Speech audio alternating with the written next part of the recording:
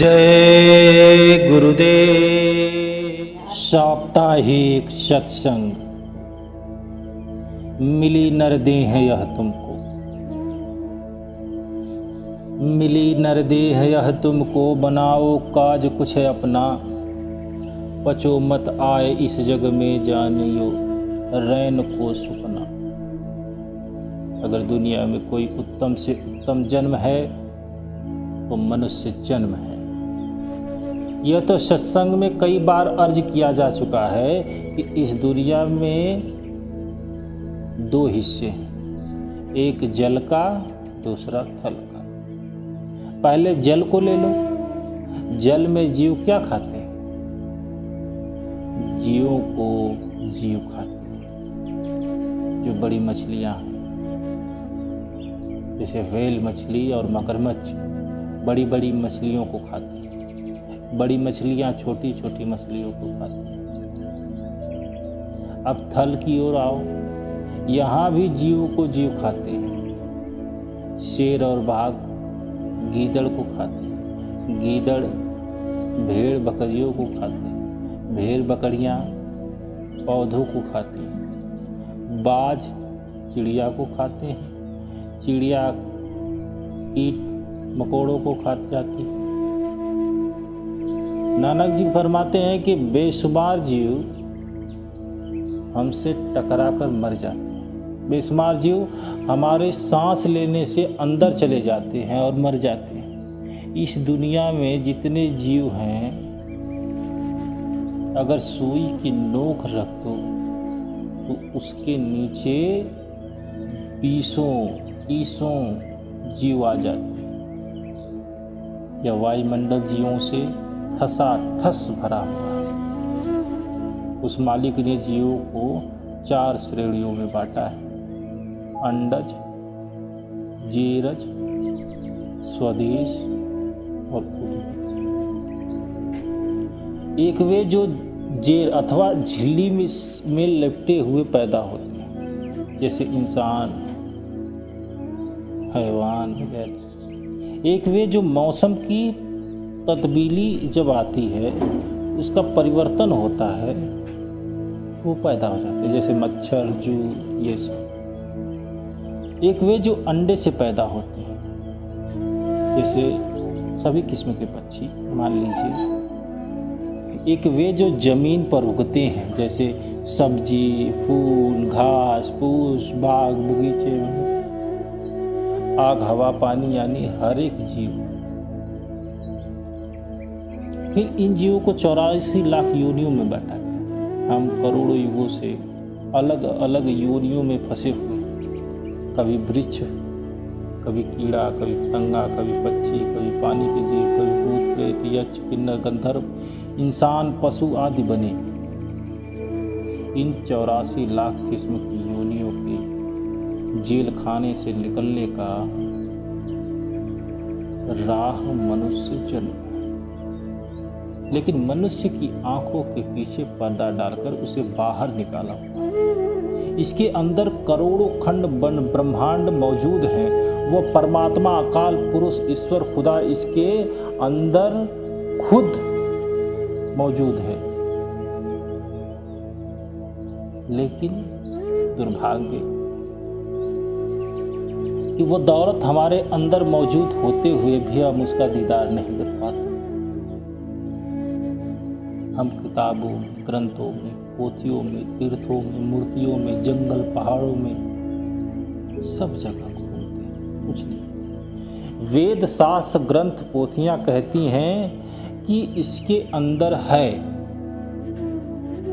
मगर जब तक पर्दा नहीं खुलेगा वह दौलत किसी तरह भी आपको नहीं मिल सकती। परमात्मा कैसे मिले? जेल खाने से छुटकारा कैसे हो? छुटकारा उस वक्त होता है जब वह पर्दा खोलकर पिंड से ब्रह्मांड तक चढ़ाई की जाए। वह अकाल पुरुष खजाना तब होता है। उस परम पिता के साथ प्यार करें, मन इंद्रियों की गुलामी से आजाद हो जाए तो जेल खाने से निकलने की राह मिल जाए, तब परमात्मा मिलता है। लेकिन जिस तरह कुम्हार को हीरा मिल गया, उसे उसकी परख नहीं, उसने हीरे को गधे के गले में बांध दिया, ठीक उसी तरह यह मनुष्य जन्म उत्तम से उत्तम है। देवी देवता इसे पाने के लिए तरसते हैं, मगर क्या हम इसकी कदर नहीं। विषय विकार पाप झगड़ों धंधों में खोए हुए, अपने आप को कभी हमने पहचाना नहीं। आप घाती तो महापापी हैं। इसलिए संत समझाते हैं कि भाई करोड़ों जन्म भोगने के बाद तुम्हें यह मनुष्य जन्म मिला है, कुछ अपना काम करो। हम बेटे बेटी मन इंद्रियों के काम धंधों में फंसकर अपना काम खराब करते, सारी उम्र पराया बोझ ढूंढते। जब अंत समय आया तब आंख खुलती। जब आंख परमात्मा बंद करना चाहता है तब हमारी आंख खुलती। अब समय नहीं, जब समय है तब हम चेते नहीं। जिस तरह रात को हम घंटे 2 घंटे सपना देखते हैं, उस समय हमें यह प्रतीत होता है ये जो हो रहा है ये सत्य है। स्वप्न में यदि हमें कोई पीटता है मारता है तो हमें पीड़ा होती है, तो हमारा रुदन निकलता है, हम रोते हैं, वो आवाज़ें भी हमारे मुख से निकलती हैं। लेकिन जैसे ही वो नींद टूटती है, स्वप्न छूटता है, वास्तविकता यह प्रतीत होता है कि था कुछ नहीं। इसी तरह दुनिया भी 10, 20, 50, 100 साल का सपना है। हम तो जाग रहे हैं, जो सो रहे हैं खो रहे हैं।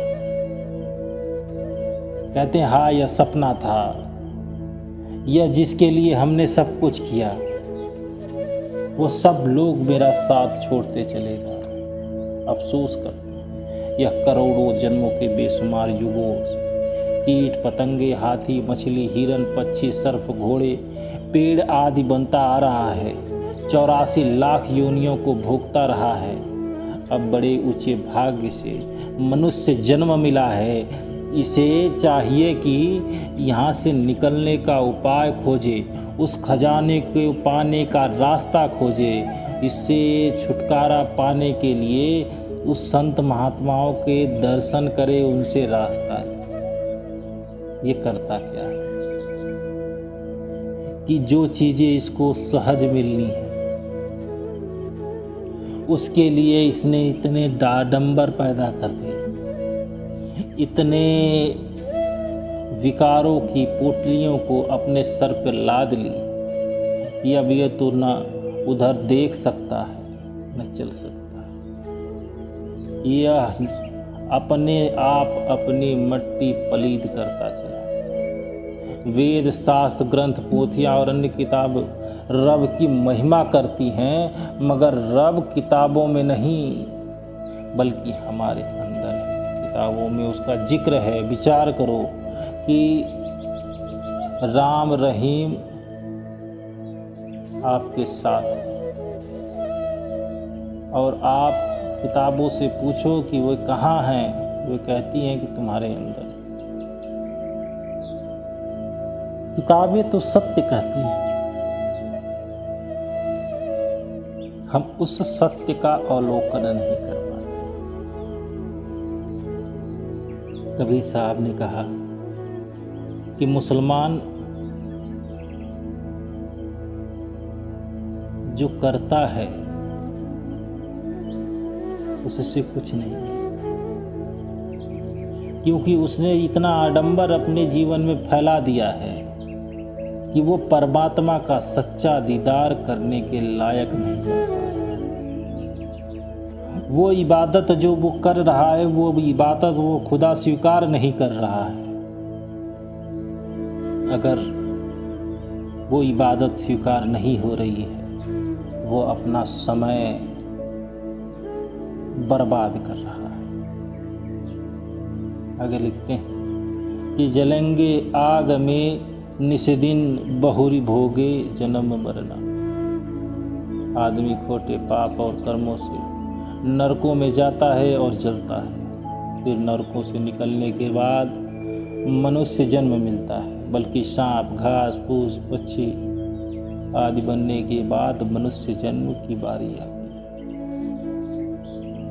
हाँ, स्वर्गों भी उतरकर मनुष्य जन्म मिलता जरूर है। आप 1 मिनट के लिए 84 लाख योनियों का हिसाब लगा के देखो।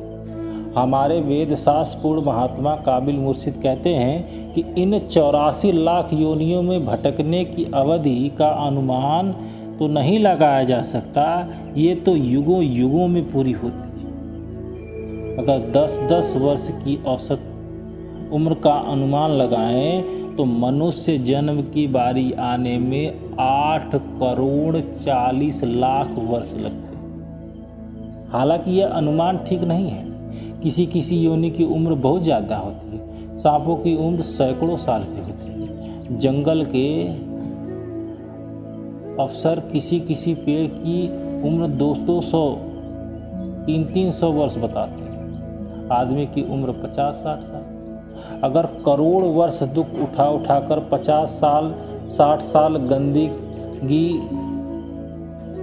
खाकर करोड़ों जन्म नरक में बिताकर यह कुछ वर्षों का अमूलक शरीर मिला है, तो हमें चाहिए कि इसका फायदा उठाएं, और हम इसका फायदा नहीं। आगे कहते हैं, भटकते वे फिर खानी, नहीं कुछ ठीक उन लगना। अगर ऐसे ही भटकते रहे, कुछ नहीं। काल चक्र से देवी देवता भी नहीं बच सकते, क्योंकि यह चक्र बड़ा भयंकर है और हम किसी की गिनती नहीं कर सकते कि कितने समय के लिए एक चक्र है। इसका विचार करने से रूह कांप जाती है। यह विचार करने योग्य ही नहीं। जय गुरुदेव।